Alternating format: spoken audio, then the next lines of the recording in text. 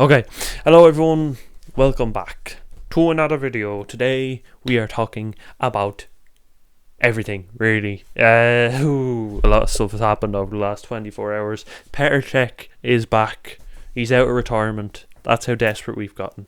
He's in the 25-man squad for the Premier League, not in the Champions League squad, to my recollection. He had to come back as second choice keeper. I know we're putting him down as emergency COVID keeper. He's been announced in 25-man squad for a reason.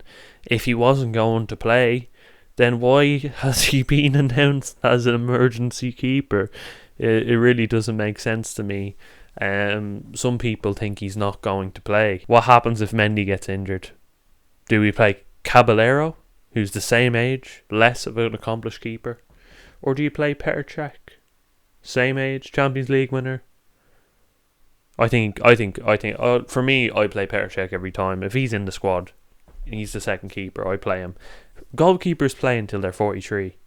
You know, I remember Oliver Kahn knocking around, Jens Lehmann knocking around and just doing their their normal thing for Arsenal, for Bayern Munich until they're about 43 years old. And I think Petr Cech can play. I don't understand why he retired so early, but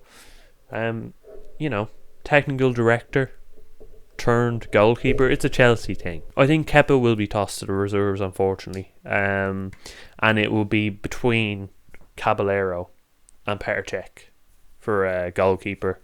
I would like to see Petr Cech in a Chelsea jersey again. I think the scenes when that happens would be amazing, and I think as fans, We deserve something like that to happen. A legend, one of the it's like the Avengers come back. It's one of the Chelsea Avengers come back. You had Lampard, you had Terry, you had Petr Cech. The spine of the Chelsea team: Drogba, Ashley Cole. It's one of them coming back. It's crazy, really, but I would love to see it happen. Believe it's gonna happen.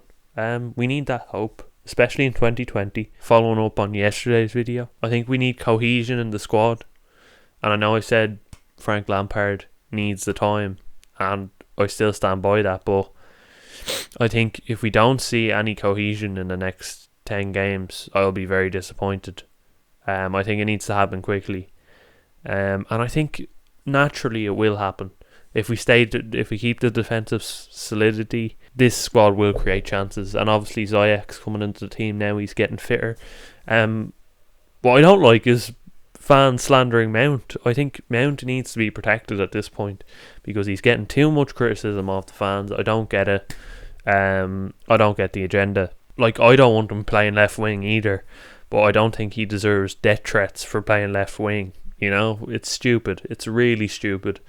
And our fans are capable of stupidity like this. It's happened before, with the likes of Alonso. I jumped on that bandwagon, but I didn't that was criticism. It's not. There's a difference between criticism and going too far, and some of our fans go too far. And I think it happens with most football fans. They take football too seriously. It's a fucking game with a ball.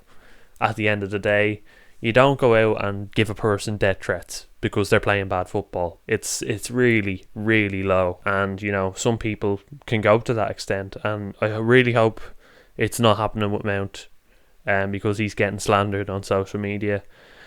And I feel sorry for him because maybe Ziyech wasn't fit yesterday. He wasn't fully fit. And Lampard thought it was best to play Mason Mount out there on the left wing.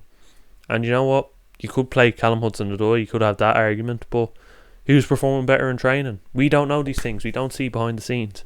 You know what I mean? And I just don't think you should slander a player without knowing the full picture behind the club. But yeah, it's toxic social media as usual. But yeah, I'm quite satisfied with that performance yesterday. I thought we defended well. Quite turgid to watch at times, but I have to say Sevilla play very attractive football. They outpossessed us for most of the game, so fair fucks to them. I think one thing I would criticise Frank Lampard for is not bringing the likes of Tammy Abraham, the likes of Callum Hudson-Odoi on earlier to make an impact. I would have liked to see Tammy Abraham especially come on and see if he could have caused a few problems, because it seemed like At times we were being penned in. There was not much space with Sevilla pressing us, hounding us constantly.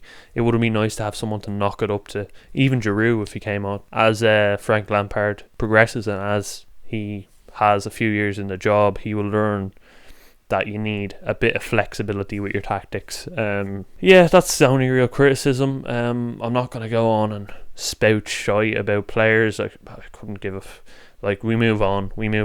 Man United, Chelsea will be a big one, and I think that's where we need to bring the firepower. Obviously yesterday you think it's not really a game of much significance. It's the first game. You want a good start, but the game on Saturday, it's quite a big one. And I have to say, credit to United. They played very well yesterday. I've seen the Rashford goal, fantastic. Couldn't believe it really. I didn't think they had that in them after the 6-1, but they did it in fair play, and they're probably going to bring the heat on Saturday. But yeah, everyone, hope you enjoyed watching this video. If you did, please give it a like, please subscribe as always. We need to get the subscribers up, and I'll see you in the next video. Thanks for watching. Peace.